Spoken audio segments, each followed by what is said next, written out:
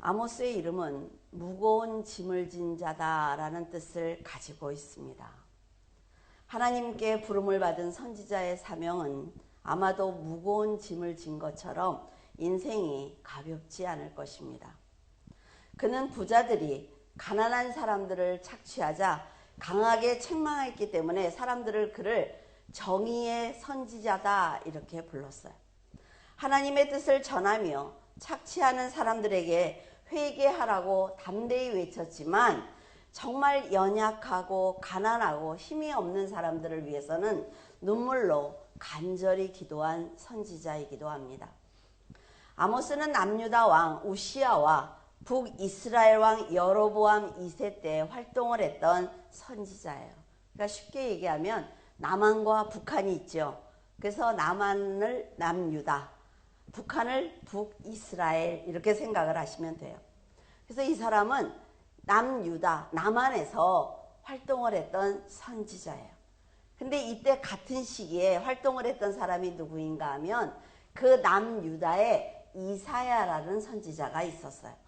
그리고 북이스라엘에는 호세아 아시죠? 호세아라는 선지자가 활동을 하고 있었어요. 그러니까 이제 대충 아시겠죠? 그는 원래 남유다 드고아 고원에서 목축과 뽕나무를 치는 농부였습니다. 그래서 선지자 교육을 전혀 받지 않은 그런 사람이에요. 근데 하나님께서 그를 부르신 거죠.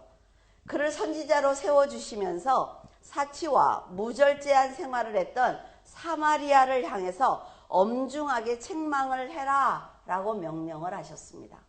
그러니까 재미있는 것은 이 사람은 지금 남유다, 남한 사람이란 말이에요. 근데 북이스라엘, 북한을 향해서 엄중하게 책망을 해라 라고 말씀을 하세요. 남유다 선지자가 북이스라엘을 향해서 심판을 전하는 것은 쉽지 않은 일입니다. 하지만 아모스는 하나님께서 왜 그렇게 명령하시는지 알았기 때문에 담대하게 선포했어요. 그는 하나님께서는 불의를 절대로 용서하지 않는다는 것과 정의의 법을 어기면 반드시 심판하신다는 것을 알고 있었습니다. 이때 이스라엘은 여로보암 왕이 다스리고 있었는데 솔로몬 이후에 가장 부강한 최고의 전성기를 누리고 있었습니다. 그러니까 나라가 잘 사니까 백성들이 풍요롭게 살고 있었어요. 하맛과 다메섹 두 왕국이 전쟁을 하는 틈을 타서 남유다와 이스라엘이 잃었던 땅을 회복을 했습니다. 그래서 아주 부강한 나라를 이루게 된 거예요. 1절에 유다왕 우시야의 시대 곧 이스라엘 왕 요아스의 아들 여로보암의 시대 지진전 2년에 드고와 목자 중 아모스가 이스라엘에 대하여 이상으로 받은 말씀이라. 스가랴 선지자도 여로보암 시대에 지진전 2년이다 라는 말을 기록을 했거든요. 그러니까 이것은 굉장히 큰 지진이었다는 것을 알 수가 있습니다. 그러니까 우리가 어떤 얘기를 할 때 일본의 그 쓰나미 있기 전 이런 얘기하고 똑같은 얘기예요. 지금 지진이 일어나기 2년 전에 아모스는 하나님의 심판을 전했고 그 예언은 2년 후에 경고하신 대로 성취되었어요. 그래서 지진이 아주 큰 지진이 일어나서 모든 나라가 아주 큰 고통을 당했습니다. 나라를 빼앗기고 고통을 당했던 남유다와 이스라엘은 모든 상황이 이 어려운 모든 일들이 다 지나가자 이제는 도리어 이방인들에게 당했던 그 아픔을 배웠단 말이에요. 경험을 했어요. 그러니까 이제는 가난하고 연약한 사람들에게 똑같이 행동을 하는 거죠. 이스라엘은 강대국의 지배를 받을 때에는 우리가 해방만 되면 우리가 조금 잘 살게 되면 하나님도 잘 섬기고 나라를 위해서 열심히 살 거야 라고 다짐을 했지만 정작 응답을 딱 받으니까 타락하고 만 것입니다. 지금 성도들도 우리도 그러잖아요. 하나님 이 고난만 지나게 해주시면 전 정말 하나님을 위해서 열심히 살 거예요. 하나님께서 이것만 도와주시면 그런데 어떻게 합니까? 하나님께서 정말로 응답을 하면은 그거는 일어날 수밖에 없는 일이었어. 그거는 내가 공부를 잘해서 내가 열심히 살았기 때문에 이거는 우리에게만 일어나는 일이 아니라 세상 사람들에게도 일어나는 일이야 라고 얘기한단 말이죠. 근데 여러분, 길을 가다가 넘어질 뻔했어요. 그러면 누구나 넘어질 뻔하지요. 그런데 나는 얼마나 다행이야. 내가 안 넘어진 것이. 하나님께서 그 구덩이를 먼저 보게 하신 것이 얼마나 다행이야 라고 감사한다면 하나님께서는 더 큰 걸 지켜주신다는 거죠. 근데 성도들이 일반적인 생각을 해요. 누구에게나 일어나는 일이야. 이러니까 하나님께서 어떤 은혜를 주셔도 감사하지 않는다는 거죠. 그래서 결국 욕심을 갖게 돼요. 저 사람들도 잘 사니까 나도 세상적으로 똑같이 행동을 하면 잘 살게 될 거야 라는 생각을 해요. 이런 생각들이 모이니까 결국 하나님을 떠나는 것입니다. 처음부터 하나님을 떠나는 사람은 없어요. 2절에 그가 이르되 여호와께서 시온에서부터 부르짖으시며 예루살렘에서부터 소리를 내시리니 목자의 초장이 마르고 갈매살 꼭대기가 마르리로다. 시온에서부터 부르짖으며 예루살렘에서부터 소리를 내신다는 말씀은 하나님께서 임재하신 성전에서부터 심판을 시작하겠다는 것입니다. 세상이 썩으면요 가장 큰 고통을 당하는 게 누군지 알아요? 성도입니다. 왜? 성도들은 죄가 무엇인지 알거든요. 하나님이 살아계신 분이라는 걸 알거든요. 그래서 모르는 사람들이 당하는 것보다 훨씬 아파요. 지금 하나님께서는 모든 백성을 살리기 위해서 세우신 그 성전에서부터 내가 심판을 시작하겠다라고 말씀하고 계세요. 400년이 넘는 시간 동안 이스라엘이라는 나라를 만드셨습니다. 여러분의 인생을 통해서 지금 몇십 년 예수님을 믿으셨습니까? 그 인생을 통해서 여러분들을 성도로 만드셨단 말이지요. 그리고 여러분들을 이 세상에서 건져내셨어요. 하나님의 자녀로. 이스라엘 민족을 애굽으로부터 해방시키셨습니다. 그런 하나님께서 사랑하는 백성을 내가 다 죽일 거야. 심판할 거야. 라고 말씀하시는 그 마음이 얼마나 아플지 알아야 된단 말이에요. 이스라엘이 하나님을 배반한 죄가 얼마나 크면 그들을 살리기 위해서 세운 성소와 백성들을 모두 다 버리겠다라고 선포를 하시겠어요. 갈멜산은 엘리야가 바알과 선지자 850명과 대결했던 땅입니다. 아주 믿음의 땅이에요. 그 갈멜을 마르게 하겠다. 사람이 살 수 없는 곳으로 내가 만들어 버릴 거야 라는 무서운 저주를 내리신 것을 보면 이스라엘이 용서받지 못할 죄를 지었구나 라는 것을 알 수가 있어요. 하나님께서 이스라엘을 정말 사랑하시는구나. 아모스를 읽으면서 느낀 거는 이스라엘을 심판하시기 전에 이방 나라부터 심판하셨다는 것입니다. 여러분, 어제 이스라엘에서 전쟁이 일어났어요. 어떤 생각을 하셨습니까? 어떻게 그거예요? 전쟁이 점점 가까워오는구나 라는 생각을 하지 않으셨습니까? 다음에는 우리 차례일 수도 있어요. 이렇게 하신 깊은 뜻은 이방 나라들이 받는 심판을 보면서 이스라엘이 회개할 수 있는 시간을 주시기 위해서입니다. 만약 이스라엘을 이방 나라보다 먼저 심판하신다면 힘이 약해지잖아요. 그러니까 이방 나라 하나님을 모르는 강대국들이 이스라엘을 쉽게 공격할 수 있지 않습니까? 자, 하나님은 누구를 향해서 지금 오고 있어요? 유다와 이스라엘을 향해서 오고 계시는 거예요. 이 사람들이 이방 사람들보다 죄를 적게 졌기 때문에 기다리시는 것이 아니라 이들이 회개할 수 있는 시간을 주고 계시는 것입니다. 그래서 먼 곳에서부터 계속 심판이 다가오는 거예요.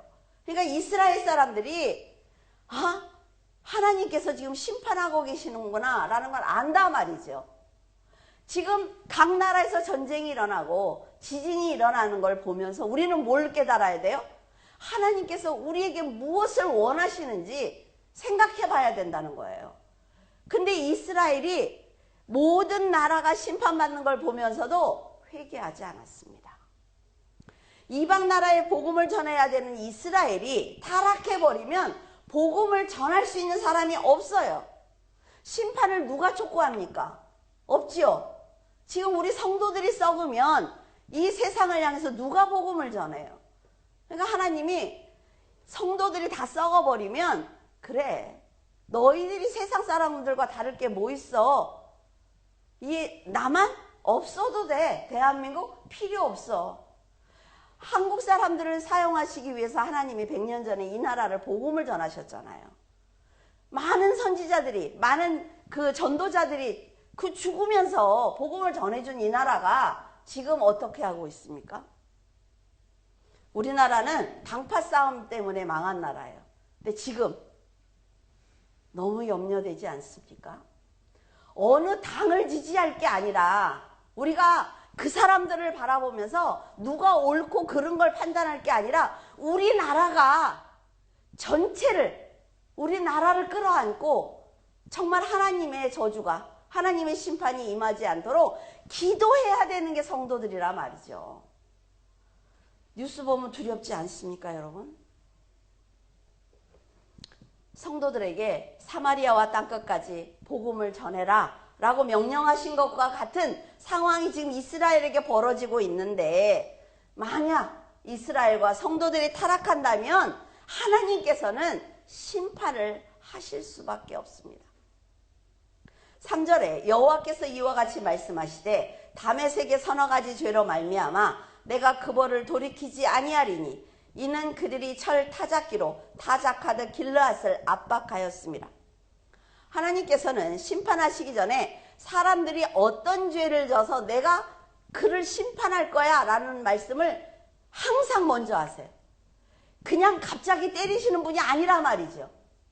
그러니까 하나님께서 경고하실 때 지금 이 세상을 보면서 우리 성도들은 경고로 들어야 된단 말이에요. 아모스를 통해서 하나님의 심판을 들은 나라들은 회개와 심판 중에 어떤 걸 선택해야 되는지 고민해야 합니다. 지금 우리가 이 자리에 있단 말이에요.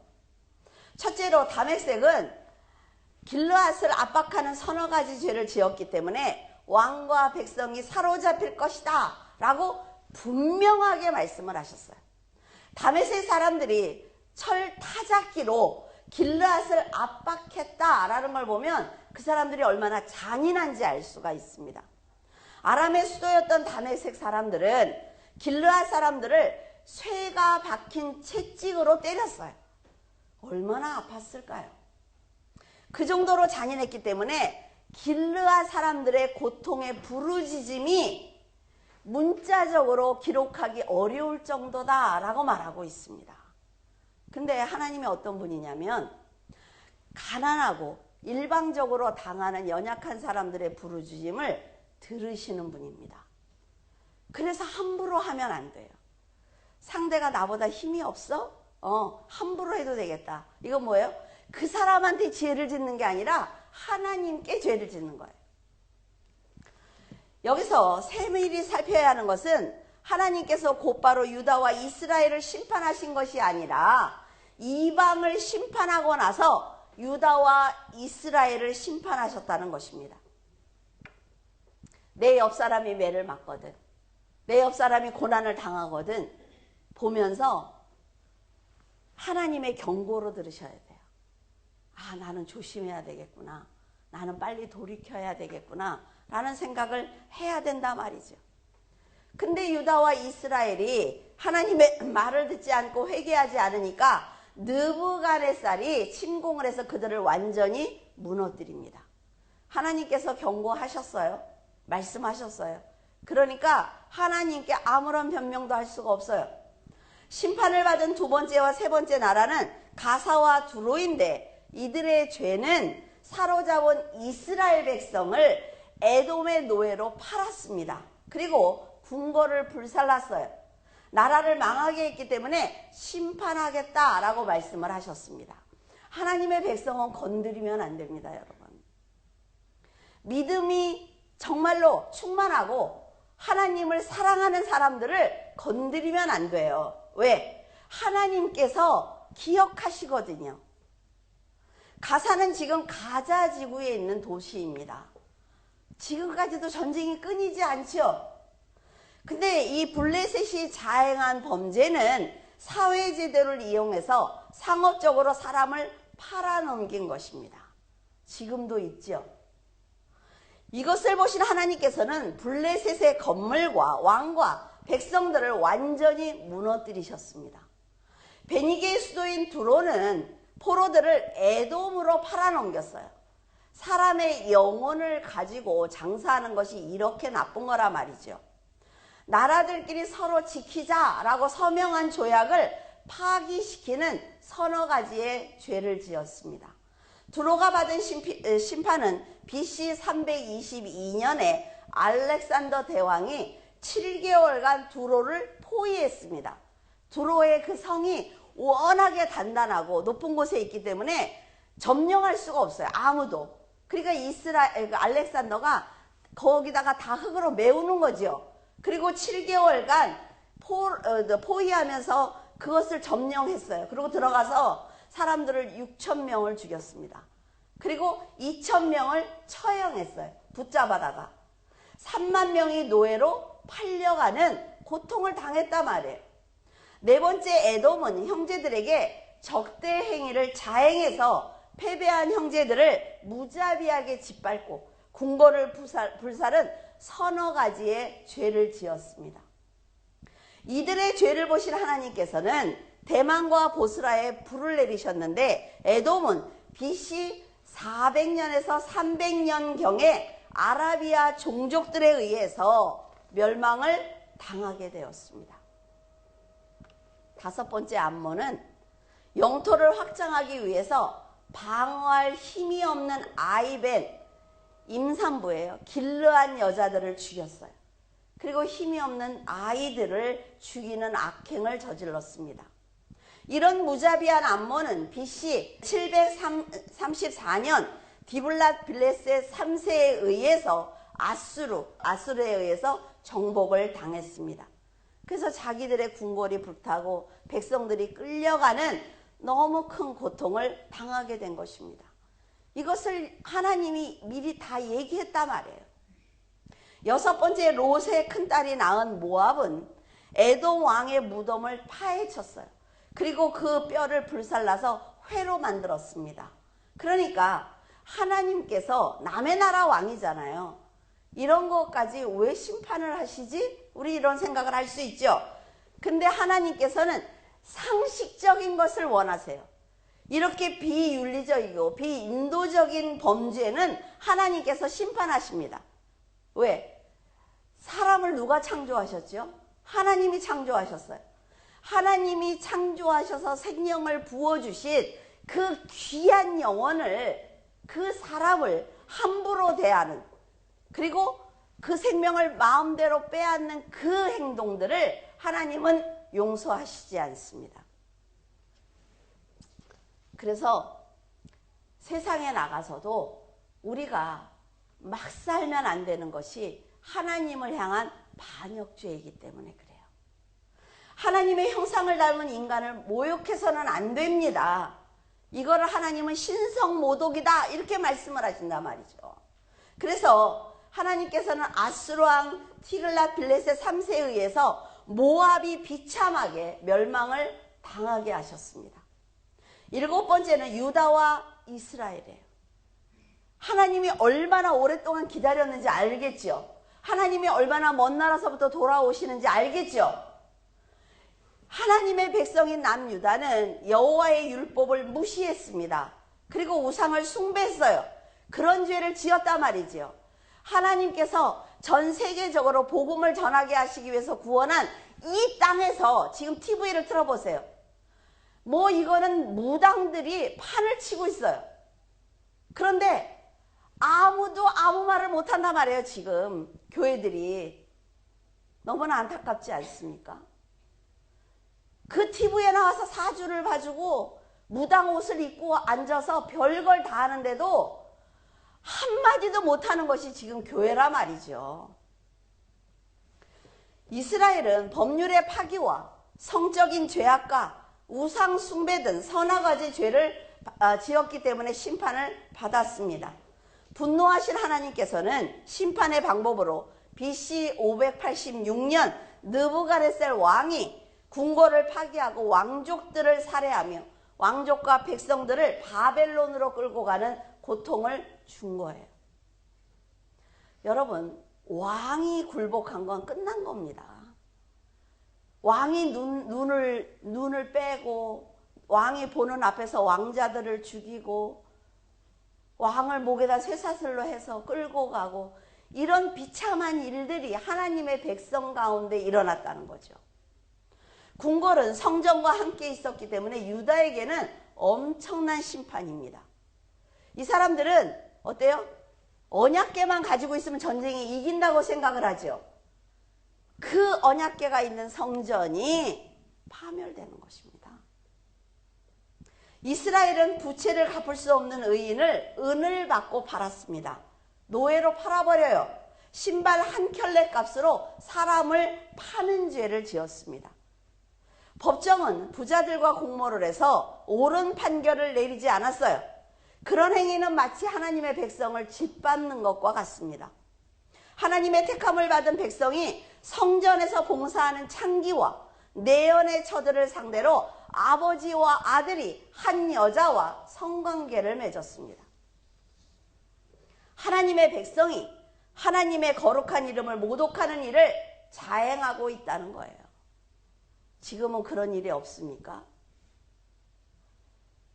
아들을 결혼시켰더니 시아버지가 며느리와 성관계를 해요. 뉴스에서 보시잖아요. 그때의 일만이 아니라는 거예요. 그리고 이들이 지은 죄는 또 하나 있는데 가난한 사람들의 목숨과 같은 맷돌과 외투를 빼앗아요. 그리고 축제 때마다 제단 곁에 그 모든 것들을 널어놓는 것입니다. 내가 이 정도야. 내가 이 정도 힘이 있어. 그 얘기를 하는 거예요. 자랑하는 거죠. 이런 행위는 하나님을 조롱하기 때문에 할 수 있는 행동입니다.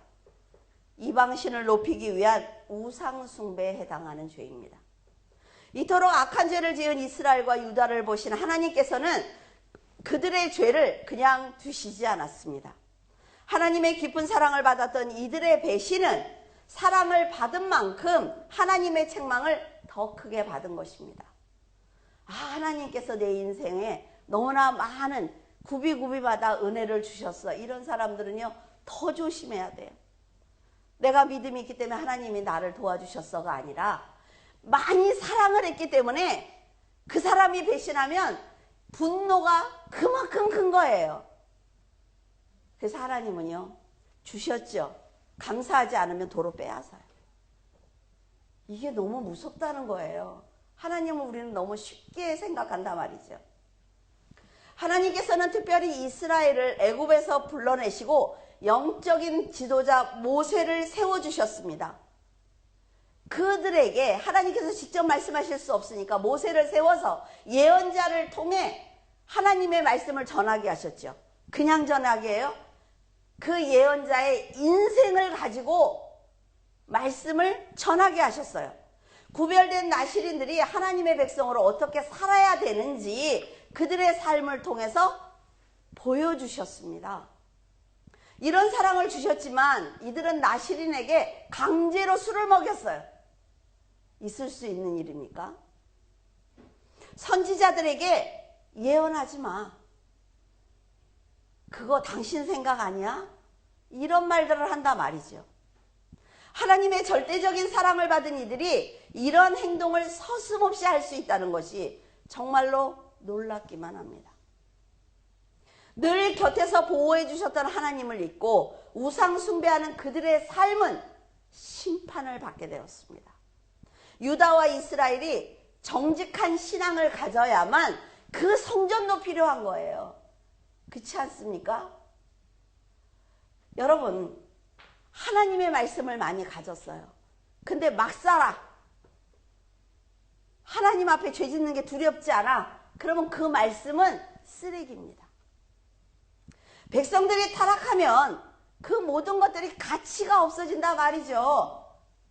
그러니까 하나님은 뭐예요? 그 성전까지 버려버리는 거예요. 우리가 기도를 하면 하나님께서 돈을 주십니다. 분명하게 주세요. 그런데 우리가 그 돈을 갖고 나를 위해서 살면 하나님은 그 돈까지 버려버리는 거예요. 그러니까 우리는 내가 어떤 믿음을 가지고 하나님 앞에 온전히 서 있느냐가 너무 중요하다는 거죠. 내가 잘 살고 똑똑하고 이거 다 소용없어요. 왜? 하나님은 이쪽 주머니에서 꺼내서 이쪽 주머니에다 넣는 분이에요. 그래서 지금 내가 이쪽 주머니가 비어 있어도 하나님께 매달리면 이쪽 주머니에서 그래서 금방 채워주신다니까요.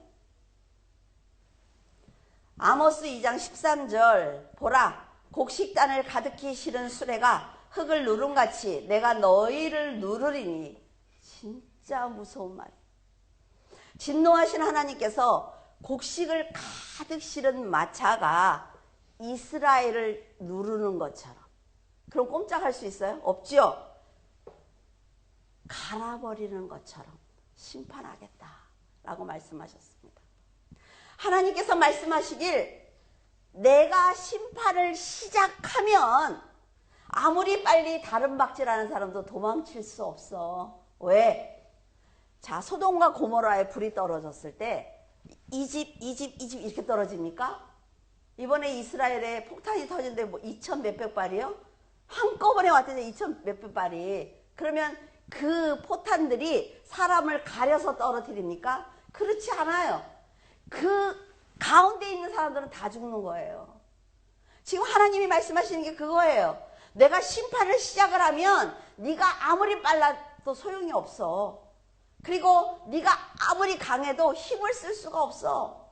용사도 자기 목숨을 구할 수가 없어.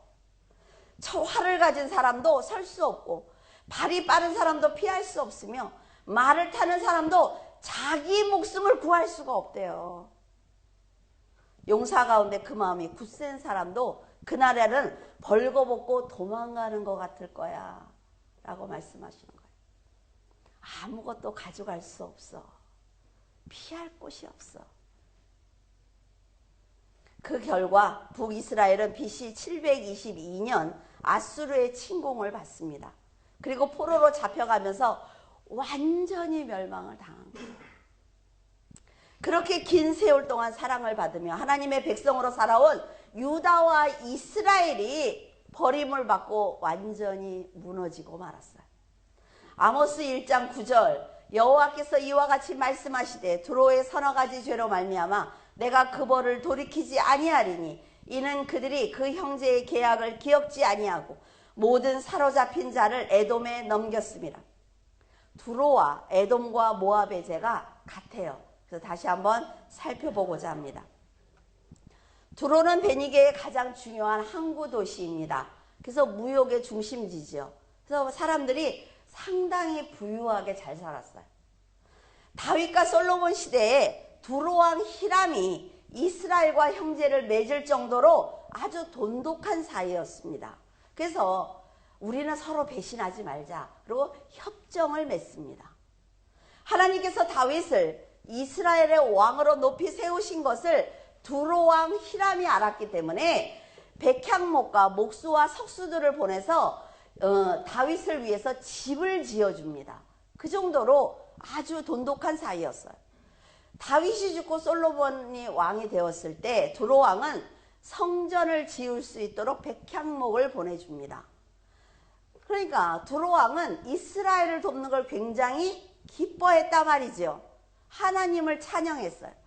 그리고 자기 나라 사람들을 보내서 성전을 짓도록 도왔습니다. 여러분, 하나님의 백성을 도우면 복을 받습니다. 왜? 하나님께서 그 하나님의 백성을 더 돕도록 이 사람을 보호하신다는 거예요. 그러니까 하나님 뭐라 그래요? 그래, 나를 믿지 않아도 나를 반대하지 않으면 돕는 것과 같아 라고 예수님 말씀하시잖아요. 굉장히 하나님이 주시는 축복의 폭은 굉장히 넓습니다. 솔로몬과 히람은 서로 상부상조했죠. 침묵하기로 약조도 했는데 이 약조를 두로 왕이 깬 거예요. 왜? 이스라엘이 약해 보이니까. 그래서 이스라엘 사람들을 붙들어서 노예로 팔아넘깁니다. 하나님께서는 이방인 나라도 이스라엘과 좋은 관계를 맺었을 때 축복하신 것처럼 이스라엘을 핍박하는 나라는 심판하십니다. 그래서 세상이 교회를 핍박을 하고 이것이 굉장히 큰 죄인 것입니다. 자신들이 몰라서 그러죠. 여러분, 하나님은 두로의 죄를 잊지 않았어요. 지금 우리가 살펴본 나라들의 죄를 보면 용서받지 못할 죄도 있지만 지금도 여전히 아무렇지도 않게 일어나는 죄들도 많습니다.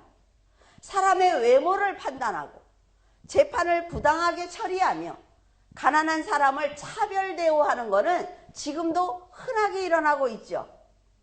사람들은 세금을 속입니다. 그리고 저울을 속여요. 부당 이득을 취하는 것을 큰 죄라고 생각하지 않습니다. 하지만 하나님께서는 이런 사소한 문제를 죄다라고 말씀을 하세요. 사람들이 생각 없이 하는 행동이지만 하나님께서는 이러한 사소한 문제까지 죄가 된다고 생각을 하시고 심판하시는 것입니다. 신명기에 보면 일을 시켰으면 품삯을 줘라 라고 기록되어 있습니다. 품삯을 받지 못한 그 사람들이 만약 울부짖으면 내가 하늘에서 듣고 너를 벌하겠다 라고 성경에 아주 정확하게 기록이 되어 있어요. 하나님께서는 사람들의 삶에 관심을 가지고 계신다 말이죠. 하나님께서 유다와 이스라엘뿐 아니라 전 세계적으로 관심을 가지고 계십니다.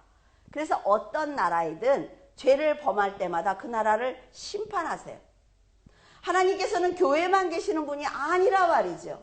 세상 모든 사람들의 구원을 위해서 일하시는 분이기 때문에 우리는 항상 말과 행동을 조심해야 합니다. 자신의 생각 안에 하나님을 가두면 안 돼요. 하나님은 감히 내 생각에, 내 판단에 가두면 안 된단 말이죠. 하나님의 일을 판단하면 안 됩니다. 그래서 그 큰 죄가 하나님께서 나에게 그걸 물으신다는 거죠. 이건 내 일이야. 이건 내 백성이야. 너는 어떻게 생각해? 라고 여러분에게 물으시는 거예요. 에돔과 암몬은 이스라엘이 강성했을 때는 의형제를 맺습니다. 부자한테만 잘한다는 얘기예요. 돈 많은 사람한테만 잘한다는 얘기죠. 그런데 그 사람들이 힘을 잃으니까 핍박하기 시작을 합니다. 하나님께서는 약자를 괴롭히는 걸 절대로 용서하시지 않습니다. 지금 이방 나라들이 핍박하고 있는 나라는 이스라엘이에요. 감히 하나님의 선택을 받은 선민인 이스라엘을 그들이 잘못했어요. 내버려 두면 돼. 하나님이 하실 거잖아요. 왜? 하나님이 선택한 이스라엘이에요. 그런데 그들이 조금 약해 보이는 것 같으니까 함부로 하는 것입니다. 이스라엘은 하나님의 백성이기 때문에 이방인이 괴롭히는 것은 하나님을 괴롭히는 죄가 됩니다. 성도가 죄를 지으면 하나님께서 세상의 채찍을 사용하십니다. 잘 들으세요. 성도가 잘못하면 세상의 악한 자를 사용해서 그 사람을 채찍하세요. 근데 그 사람이 돌이키면 채찍이 필요 있습니까? 필요 없어요. 꺾어버려요. 하나님은 재밌는 게 뭐냐면 하나님이 사용하셨잖아요, 채찍으로. 근데 내 백성이 회개했어. 그럼 뭐라 그러는지 그 사람한테 너 왜 내 백성을 괴롭혔어? 이렇게 하는 거예요. 그러니까 뭐예요? 굳이 하나님의 백성을 괴롭히는 채찍으로 내가 사용될 필요가 없다는 것입니다. 하나님께 맡기면 된다는 거죠. 하나님께서는 하나님의 백성을 세우십니다. 그런데 굳이 내가 하나님이 사용하는 채찍과 막대기가 될 필요가 없어요. 하나님께 기도하면 됩니다. 하나님이 하시기를 원합니다. 하나님께서 인도하시기를 원합니다. 왜? 하나님은 절대로 나를 버리지 않으니까. 그런 확신 없습니까? 있어야지요. 어려운 사람, 힘든 환경을 만났을 때 하나님은 절대로 나를 버리지 않아. 하나님께서 하실 거야. 이 고개를 넘으면 나에게 무엇이 기다리고 있는지 가보자. 그때까지 하나님의 손을 놓지 말자. 이게 성도라는 말이죠.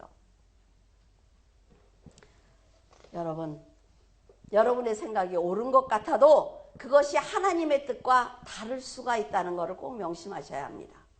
굳이 다른 사람을 세우는 채찍으로 내가 사용될 필요는 없어요. 내 길 가기도 바쁘지 않아요? 과연 아모스의 예언을 듣고 돌이킨 나라가 있었을까요? 하나님께서 불을 보내 궁궐을 사르겠다라고 하고 말씀을 하셨고, 홀 잡은 자 누구예요? 왕을 끊겠다라고 하셨지만 그들은 선지자의 말을 듣지 않았습니다. 지금 이들에게 저주를 내리시는 말씀이 여러분은 들리십니까? 성경은 성경이야. 목사가 설교하는 건 설교야. 이렇게 들으면 여러분들은 신앙생활을 헛되게 한 거란 말이에요. 하나님의 택함을 받은 우리들은 과연 이들보다 지금 이렇게 고통을 받고 심판을 받은 7 나라보다 더 나은 신앙을 가지고 있는지 자신을 돌아보기를 바랍니다. 그래도 나는 믿음이 있고 착하기 때문에 다른 사람보다 죄가 적을 거야. 난 그렇게까지 죄를 짓진 않았어. 라는 신앙이 그게 신앙이 아니라 말이에요. 이방 나라는 하나님이 어떤 분인지 알지 못합니다. 그렇기 때문에 세상의 방법으로 약한 이스라엘을 핍박한 것이고 더 넓은 땅을 차지하기 위해서 이스라엘 백성을 죽인 것입니다.